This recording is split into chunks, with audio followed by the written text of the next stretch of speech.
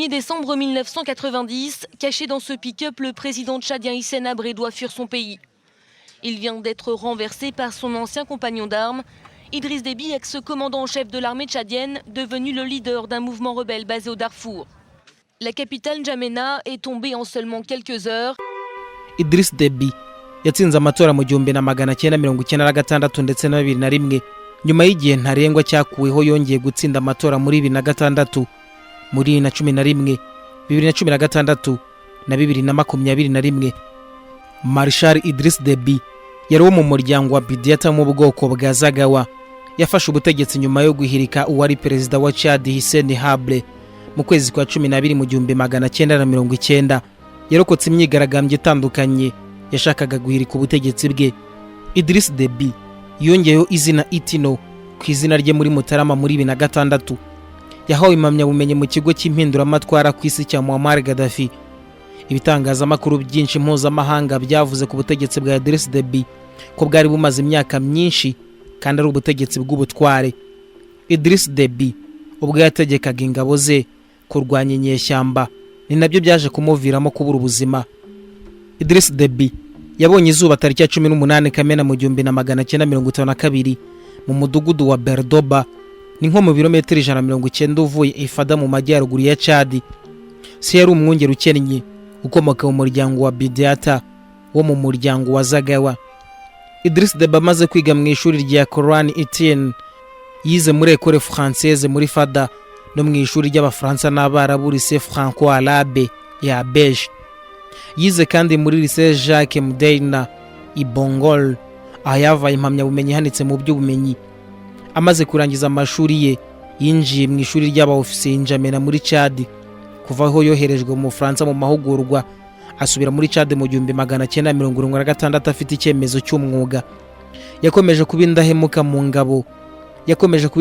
mu ngabo za Chad ndetse no ku bwa Perezida Fabrice Malone, na nyuma y'uko ubuyobozi bwa Chad busenyutse mu 1979. Yagarutse mu gihugu avuye mu Bufaransa muri Gashyantare muri 1979, asanga Chad yarabaye indiri y'intambara ku mitwe myinshi yitwaje intwaro. Idriss Déby yahuje umutungo we n'uwa Hissène Habré, umwe mu basirikare bakuru b'Abanyakadani. Umwaka umwe nyuma y'uko Habré abaye perezida mu 1982, Idriss Déby yagizwe umugaba mukuru w'ingabo za Chad. Yigaragaje cyane mu 1984, asenya ingabo zari zishyikiwe na Libya mu burasirazuba bwa Chad. Mu 1981, Habré yamwohereje i Paris gukurikirana amasomo muri École de Guerre. Agaruka mu 1986, agirwa umujyanama mukuru wa gisirikare muri Presidence. Mu 1987, yahuye n'ingabo za Libya mu kibuga cy'intambara, abifashijwemo n'Ubufaransa mu kiswe intambara ya Toyota. Ayakoresheje amayeri menshi yateje igihombo kinini cyane ingabo z'abanzi. Mu gihe cy'intambara yayoboye kandi igitero ku birindiro by'indege bya Matene Ali Salah Ikufra mu karere ka Libya. Ku ya mbere Mata muri 1989, havutse amakimbirane hagati ya Habré na Idriss Déby kubera ingufu z'ingabo za Presidence zagiye ziyongera mu buryo budasanzwe. Umuryango Human Rights Watch wagiye ubitangaza kenshi, utangaza ko Habré yasanze ari we nyirabayazana w'ubwicanyi bwa politike bukabije bwabaga mu gihugu, iyicarubozo rishingiye kuri gahunda za guverinoma ndetse n'ibihumbi by'ifatwa by'abantu benshi byagiye bifatwa hadakurikijwe amategeko ya guverinoma, kimwe no guhanagura amoko mu gihugu cya Chad. Igihe byagaragara ko abayobozi b'amatsinda bashoboraga guhungabanya ubutegetsi bwa Idriss Déby, harimo benshi bo mu bwoko bwa Zagawa, aba bari bashyigikiye guverinoma. Habré yarushijeho kuba paranoide. Yashinje Idriss Déby, minisitiri w'imbere mu gihugu Mahamat Itino n'umuyobozi mukuru w'ingabo za Chad Hassan Jamus kuba barateguye guhirika ubutegetsi. Idriss Déby yabanje guhungira i Darfour, hanyuma ahungira muri Libya aho yakiriwe na Colonel Muammar Gaddafi i Tripoli. Itino na Jamus barafashwe baricwa kubera ko bose uko bari batatu bari ubwoko bwa Zagawa. Habré yatangiye ubukangurambaga bwari bugamije kurwanya umutwe. Wabonye abantu babarirwa mu magana bafatwa na guverinoma, bakorerwa iyicarubozo kandi bagafungwa. Abantu benshi bapfiriye muri gereza cyangwa se baranicwa muri make. Muri 2016, Habre yahamwe n'icyaha cy'intambara n'urukiko mpuzamahanga rwashyiriweho bidasanzwe muri Senegal. Idriss Deby yahaye abanyalibiya amakuru arambuye ku bikorwa bya CIA muri Chad. Gaddafi yatanze ubufasha bwa gisirikare kuri Idriss Deby bwo gufata ubutegetsi muri Chad kugira ngo imfungwa z'intambara zo muri Libya zari zarafashwe na Idriss Deby zirekurwe. Nyuma y'amezi 3 nyuma y'ubutegetsi bw'agateganyo, ku ya 28 Gashyantare muri 1991 hemejwe amasezerano ya Chad hamwe na Idriss Deby nka perezida. Mu myaka 2 yakurikiyeho, Idriss Deby yahuye n'ibigeragezo byo guhirika ubutegetsi mu gihe cy'ingabo za leta zagonganaga n'imitwe yigometse ku butegetsi bwa Habre nk'umutwe uharanira demokarasi n'iterambere MDD. Mu gushaka guhosha abatavuga rumwe n'ubutegetsi, mu 1993 Chad yemereye amashyaka ya politike kandi ikorana n'inama y'igihugu, bituma hajyaho intumwa 750 guverinoma yabaga ihuriweho n'ihuriro ry'abakozi n'ingabo kugira ngo baganire ku ishyirwaho rya demokarasi ishingiye ku bwinshi mu gihugu cya Chad. Ariko nanone icyakora imidugararo yarakomeje mu gihugu cya Chad. Comité de Sursaut National pour la Paix et de Démocratie CSNPD yari iyobowe na Lieutenant Moïse Kete n'indi mitwe yo mu majyepfo bashatse kubuza leta ya Idriss Deby gukoresha peteroli mu kiyaga cya Doba, maze batangira kwigomeka. Ibi bikaba byarahitanye abantu babarirwa mu magana. Amasezerano y'amahoro yagezweho mu 1994 ariko yaje gusenywa bidatinze. Imitwe ibiri mishya, ingabo z'igihugu cya Repubulika FARELF yari iyobowe n'uwahoze ari umufasha wa Ken Barde na demokarasi iharanira ivugurura FDL ndetse na MDD ivuguruye, yagonganye n'ingabo za leta mu 1994 kugera muri 1995. Idriss Deby yongeye gutorwa mu matora y'umukuru w'igihugu yo muri Gicurasi muri 2001, atsinda mu cyiciro cya mbere n'amajwi 63.17% nk'uko ibisubizo byatanzwe na komisiyo y'amatora icyo gihe byabivugaga. Intambara y'abenegihugu hagati y'abakristo n'abayisilamu yatangiye muri 2005 iherekejwe n'amakimbirane yaturukaga mu gihugu cya Sudani. Muri Werurwe 2006 hashyizweho kugerageza guhirika ubutegetsi, harimo no kurasa indege ya Idriss Deby. Ibi byaburijwemo. Hagati muri Mata muri 2006 Injamena habaye imirwano n'inyeshyamba, nubwo imirwano yahise hosha ingabo za leta zikagenzura umurwa mukuru. Idriss Deby yaje guhagarika umubano we na Sudani, ayishinja kwishyigikiye inyeshyamba, avuga ko amatora yo muri Gicurasi 2006 azakomeza kubaho. Idriss Deby yarahiriye indi manda ku ya 8 Kanama muri 2006. Perezida wa Sudani icyo gihe Omar al-Bashir yitabiriye irahira rya Idriss Deby. Aha kandi abayobozi bombi bemeye kugarura umubano w'ububanyi n'amahanga kuri uwo munsi. Idriss Deby amaze gutorwa, imitwe myinshi y'inyeshyamba yaratandukanye. Idriss Deby yari abeshe kuva ku ya 11 kugeza ku ya 21 Nzeri muri 2006, agaruka muri kajugujugu kugira ngo agenzure ku giti cy'ibitero byagabwe kuri rally y'inyeshyamba za demokarasi.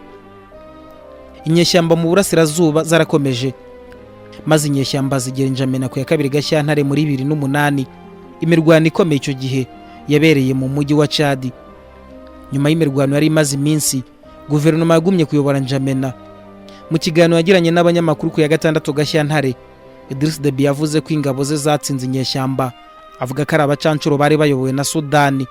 Aha kandi ingabo ze zagenzuraga umujyi ndetse n'igihugu cyose nyirizina. Kubera iyo mpamvu, muri Kamena 2005 habaye amatora ya referendum kugira ngo akureho igihembwe cya kabiri cy'itegeko nshinga cyatumye Idriss Deby yongera kwiyamamariza umwanya wa perezida muri 2006. Abatoye barengaga 77% bose bemeza ko Idriss Deby yakongera kuba perezida. Yari umukandida mu matora y'umukuru w'igihugu muri 2006 yabaye ku ya 3 Gicurasi. Yakiriwe no muhigo utavuga rumwe n'ubutegetsi. Dukurikije ibisubizo byemejwe icyo gihe, Idriss Deby yatsinze amatora ku majwi 68.67%. Mu mwaka wa 2000 amakimbirane yo mu majyaruguru ndetse n'amajyepfo amaze guhosha, guverinoma ya Deby yatangiye kubaka umuyoboro wa mbere wa peteroli muri iki gihugu, umushinga wa kilometero 1070. Umushinga wagombaga guhuza Chad na Cameroon uyu muyoboro warangiye muri 2003 unashimwa na banki y'isi kari urwego rutigeze rubaho mu guhindura umutungo wa peteroli mu nyungu zitaziguye ku bakene, abatishoboye ndetse n'ibidukikije. Gukoresha peteroli mu majyepfo ya Doba byatangiye muri Kamena mu mwaka w'2000, byemejwe n'ubuyobozi bwa banki y'isi gutera inkunga igice gito cyane cy'umushinga wo guteza imbere peteroli ya Chad na Cameroon, wari ugamije gutwara peteroli ya Chad unyuze mu muyoboro wa kilometero 1000 wakozwe uhuzwa Cameroon ugana ikigobe cya Guinea. Uyu mushinga washyizeho uburyo bwihariye bwa banki y'isi, abikorera, guverinoma ndetse na societe civile kugira ngo harebwe niba amafaranga azava muri peteroli azafasha abaturage kandi bakava mu bukene. Cyakora nanone Chad yakiriye gusa 12.5% y'inyungu ziva mu bicuruzwa biva mu mavuta, kandi amasezerano y'uko amafaranga azashyirwa kuri konti ya escrow ya Citibank ikorera i Londres akurikiranwa n'urwego rwigenga kugira ngo ayo mafaranga akoreshwe mu bikorwa rusange ndetse no mu iterambere ry'abaturage. Ntabwo ubutunzi bwinshi bwahise bwimurirwa mu gihugu. Mu mwaka wa 2006 Idriss Deby yakoze amakuru mpuzamahanga nyuma yo guhamagarira igihugu cye kugira imigabane 60% mu bicuruzwa bya peteroli bya Chad Cameroon, nyuma yo guhabwa ibisambo n'amasosiyete yo mu mahanga akora inganda. Yavuze ko Chevrolet na Petronas banze gutanga imisoro ingana na miliyari 482 z'amadolari ya Amerika.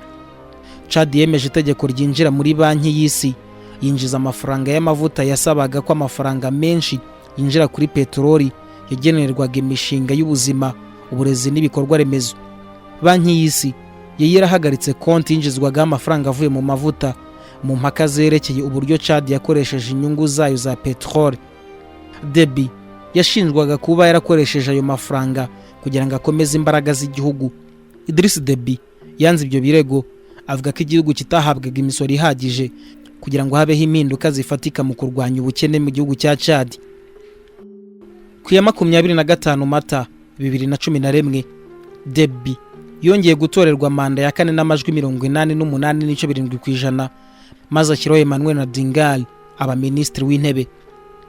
Kubera umwanya wa Chad muri Afurika y'Uburengerazuba, Idriss Deby yohereje ingabo, anagira uruhare runini cyane mu buzima mu guhangana n'ibibazo byinshi byo mu karere nka Darfur, Repubulika ya Centrafrica, Mali ndetse no kurwanya Boko Haram.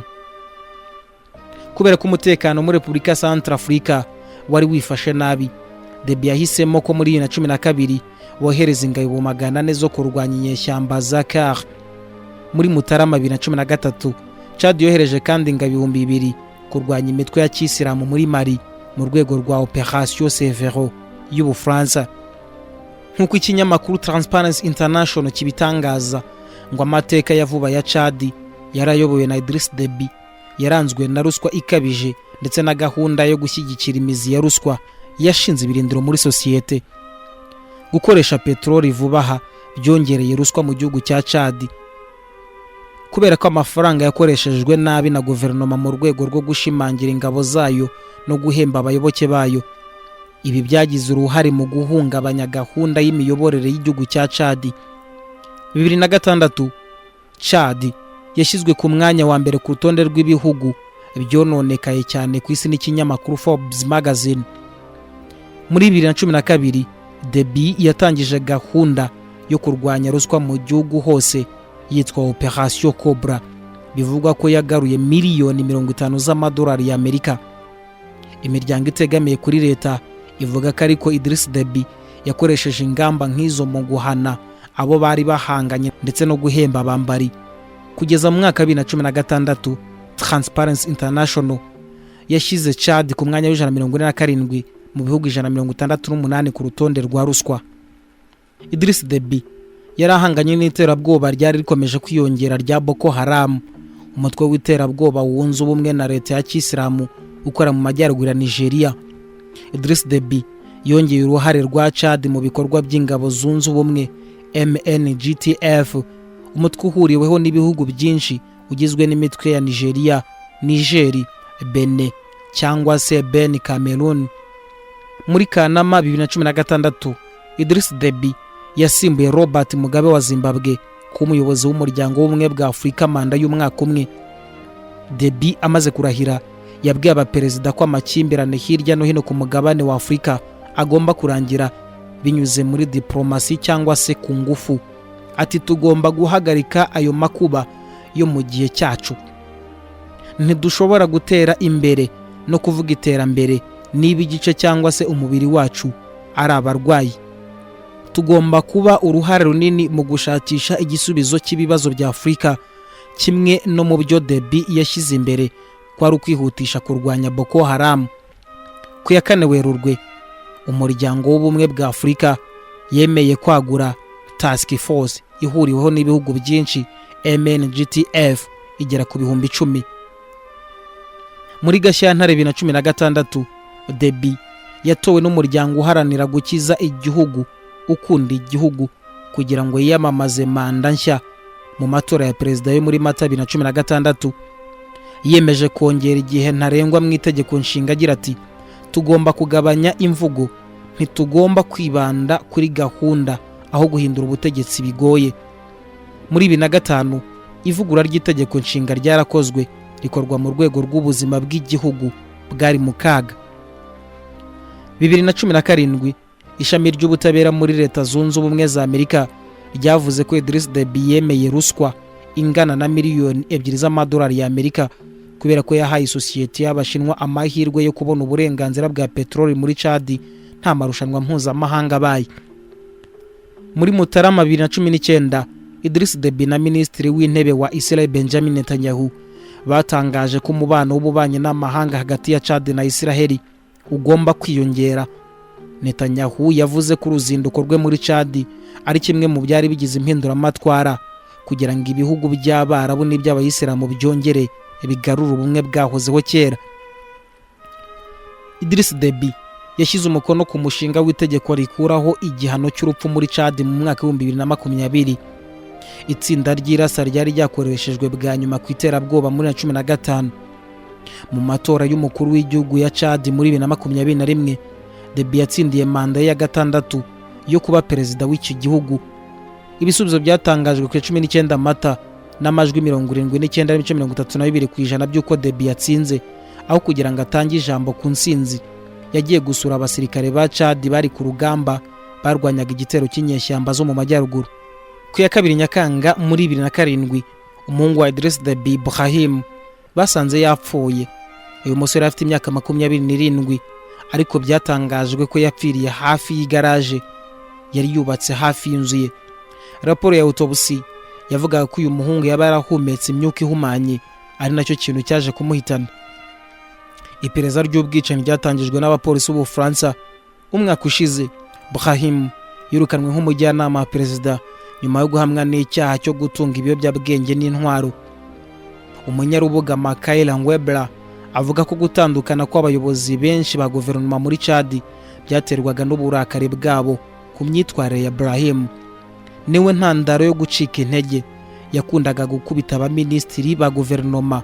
Abayobozi bakuru ba Chad basuzugurwaga n'umuhungu Idriss Deby.